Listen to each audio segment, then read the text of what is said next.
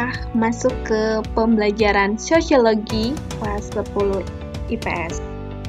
Nah, kalau minggu lalu kita sudah belajar mengenai hakikat penelitian sosial, kali ini kita belajar mengenai metode penelitian sosial, tepatnya tentang sistematika penulisan laporan penelitian sosial.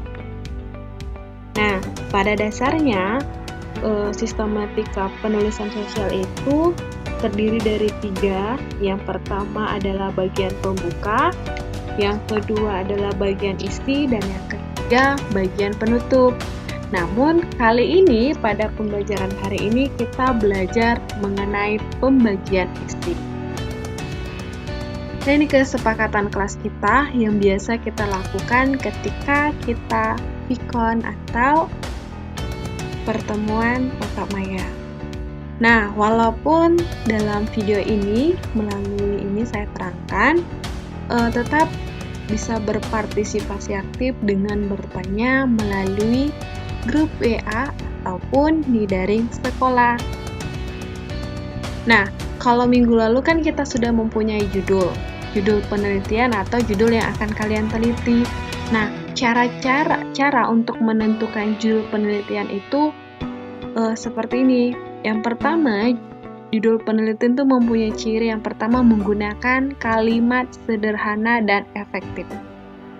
Yang kedua, penulisannya inti dari penelitian. Yang ketiga, singkat, padat, dan jelas. Jadi, ketika kamu menentukan judul penelitian, kamu itu harus membuat judul yang atau kalimat yang singkat tapi bermakna sesuai dengan penelitian yang akan kamu lakukan. Nah, ini contohnya.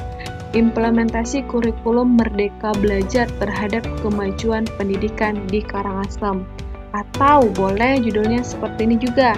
Studi deskripsi kualitatif tentang implementasi kurikulum Merdeka Belajar untuk kemajuan pendidikan di Kabupaten Karangasem. Jadi, untuk menentukan judul penelitian, kamu harus mengingat 3 ciri. Nah, kita masuk ke sistematika proposal penelitian. Seperti yang saya katakan, dalam sistematika proposal penelitian itu dibagi menjadi 3. Yang pertama, bagian pembuka, itu mengenai halaman judul, kata pengantar, daftar isi, daftar tabel, dan lain-lain. Yang kedua adalah bagian isi. Bagian isi inilah dia, ada pendahuluan, ada kajian teori atau kerangka teori, ada yang ketiga itu metode penelitian, yang keempat itu pembahasan, yang kelima kesimpulan dan saran, sedangkan bagian ketiga itu adalah penutup. Nah, pembelajaran kita hari ini belajar mengenai bagian isi. Yang pertama itu adalah pendahuluan, bab pertama pendahuluan. Nah, silakan kalian buka juga rancangan penelitian yang telah kalian susun, kita sesuaikan benar ya. Nah, pada pendahuluan ini terdiri dari beberapa bagian. Yang pertama itu adalah latar belakang masalah. Yang kedua adalah rumusan masalah. Yang ketiga adalah tujuan penelitian. Yang keempat adalah manfaat penelitian. Jadi, dalam sistematika dalam sistematika proposal penelitian, isinya atau susunannya itu bisa saja berbeda-beda sesuai dengan ketentuan dari instansi yang kamu tuju nantinya. Ya, tapi kita ini menggunakan sistematika penelitian secara umum. Nah, kalau berbicara mengenai latar belakang masalah, ini isi dari latar belakang masalah ini adalah tentang hal-hal yang melatar belakangi kamu, mengapa kamu melakukan penelitian terhadap permasalahan tersebut. Nah, dalam latar belakang penelitian, dalam latar belakang masalah tersebut ada 3 hal yang harus kamu perhatikan. Itu yang pertama, kamu menuliskan latar belakang masalah itu mengenai pembahasan mengenai literatur ataupun hasil penelitian sebelumnya atau hasil penelitian orang lain yang relevan terhadap masalah yang akan kamu teliti. Ya. Ingat yang pertama tadi adalah mengandung 3 hal. Yang pertama adalah pembahasan mengenai literatur ataupun hasil penelitian yang lain yang relevan dengan masalah yang kamu teliti.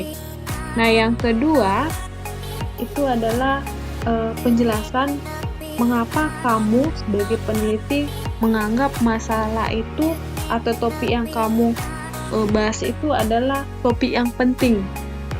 Yang ketiga, kamu di sini menjelaskan manfaat dari hasil penelitian bagi pengembangan ilmu pengetahuan dan aplikasinya dalam kehidupan kita.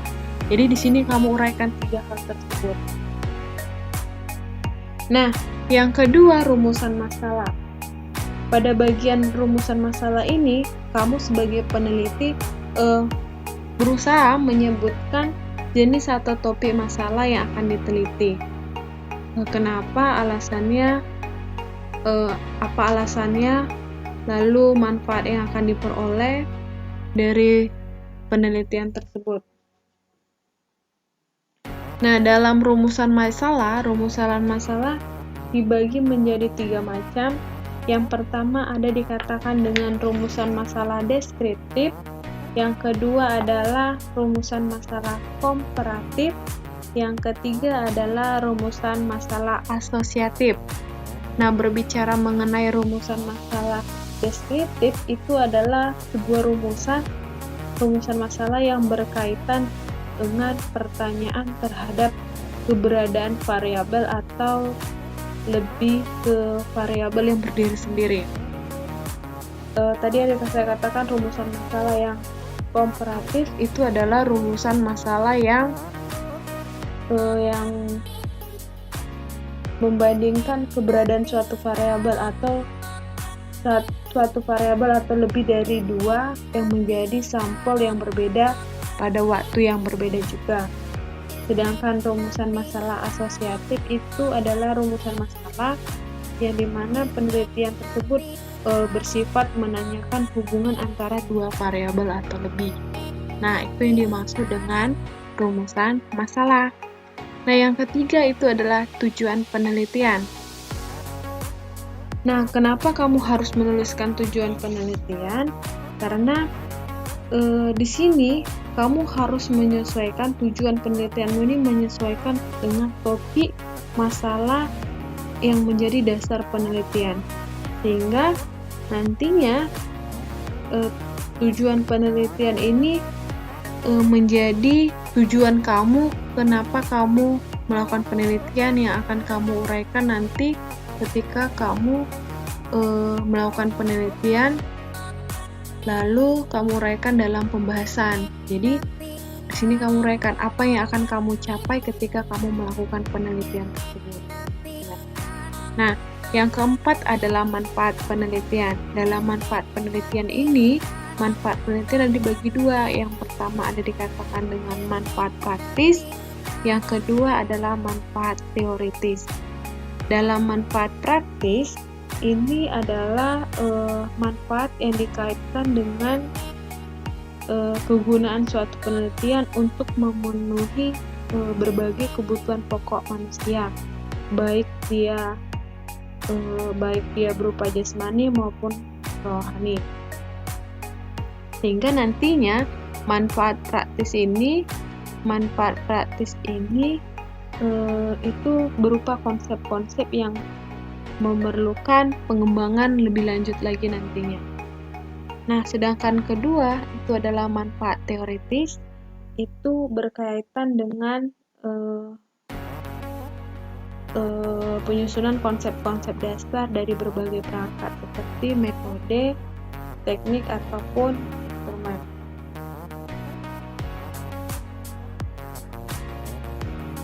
Bisa saja nanti kamu bisa menguraikan dengan adanya penelitian ini bisa bermanfaat ketika hal yang pertama kamu bisa membuat manfaatnya itu yang misalkan untuk masyarakat apa manfaat penelitian ini, lalu untuk peneliti apa manfaat penelitian ini, lalu untuk ilmu ilmu pendidikan atau pengetahuan atau manfaat. Ini bisa kamu uraikan. Ya, itulah yang dikatakan dengan bab 1 pendahuluan. Ya. Jadi saya ulangi kembali, bab 1 pendahuluan itu berisi mengenai latar belakang kita, alasan kamu, kenapa kamu melakukan penelitian. Yang kedua itu berbicara mengenai apa, itu kamu menyebutkan kamu memilih topik tersebut dan manfaatnya. Yang ketiga, tujuan kamu melakukan penelitian ini apa tujuannya. Yang keempat itu manfaat. Ini yang berbicara mengenai bab 1. Nah, bab kedua itu adalah kajian pustaka. Dalam kajian pustaka ini, isi dari kajian pustaka ini dibagi menjadi 3 bagian. Yang pertama ini dikatakan dengan pembahasan teori. Yang kedua ini adalah kerangka pemikiran. Yang ketiga ini adalah hipotesis.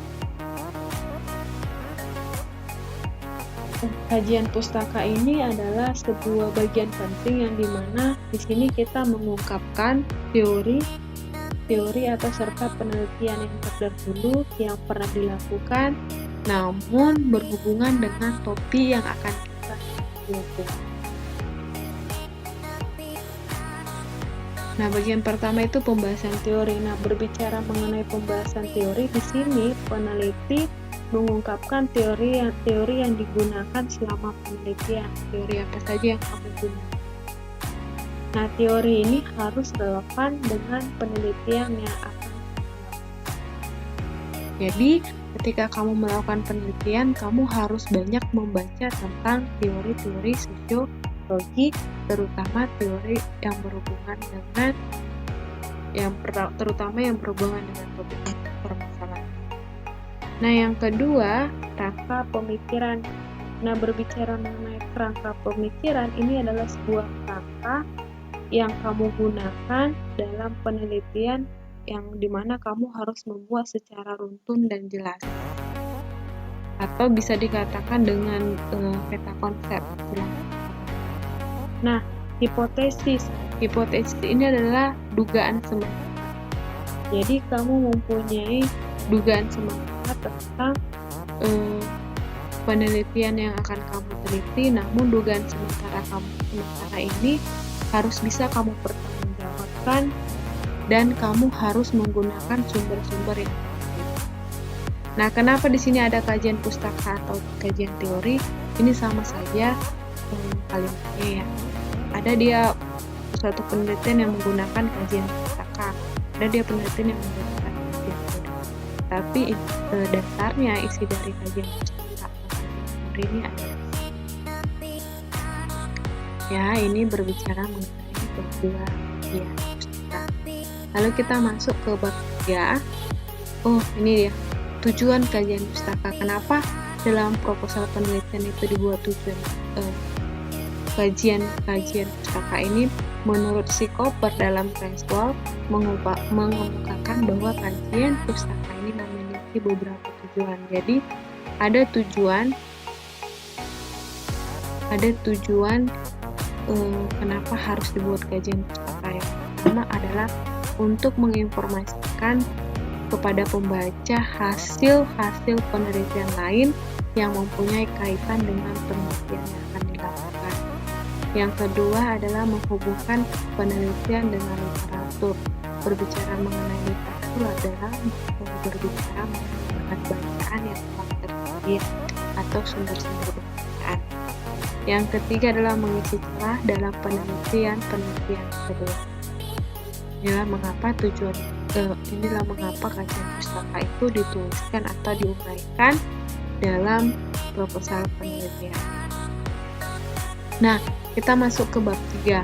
Dalam bab 3 ini kita membahas tentang yang pertama tempat dan waktu penelitian, yang kedua adalah metode penelitian, yang ketiga adalah populasi dan sampel penelitian, yang keempat adalah teknik pengumpulan data dan analisis. Nah, di sini dalam metode penelitian bagian pertamanya ini tempat dan waktu penelitian.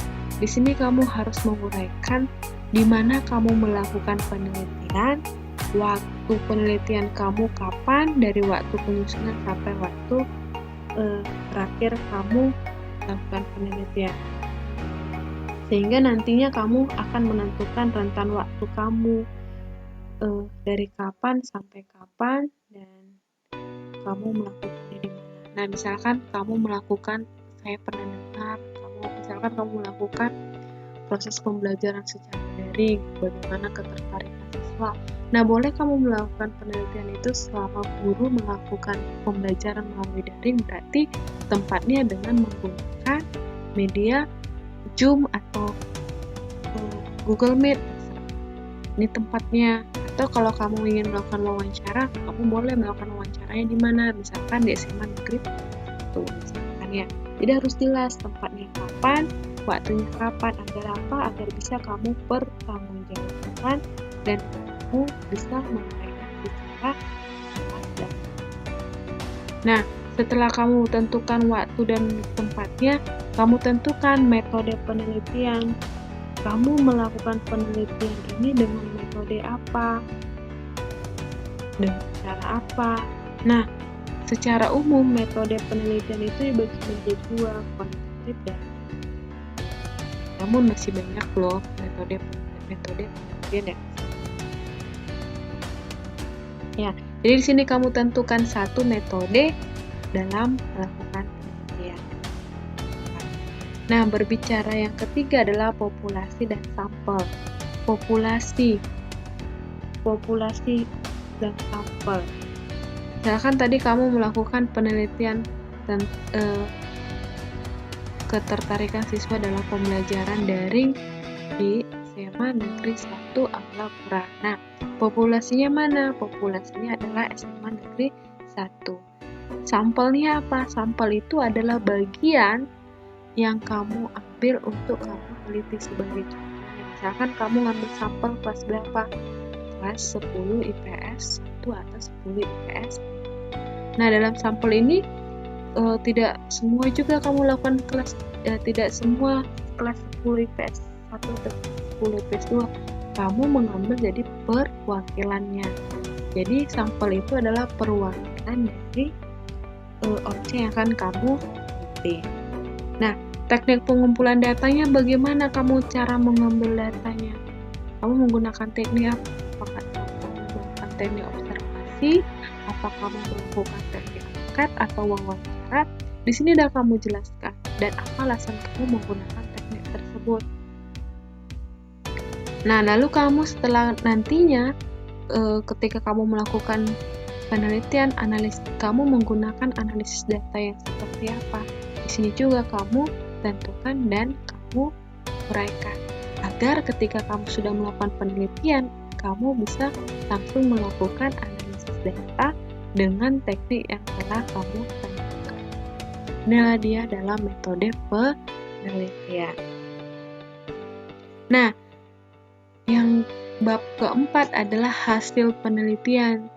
Kan kalau ketiga tadi adalah metode penelitian, yang keempat adalah hasilnya. Berarti kalau berbicara mengenai hasil penelitian, berarti di sini kamu sudah melakukan penelitian. Jadi hasil dari penelitian itu, data-data yang kamu dapat itu, informasi yang kamu dapat ketika kamu melakukan penelitian di lapangan, di bab 4 inilah akan kamu uraikan.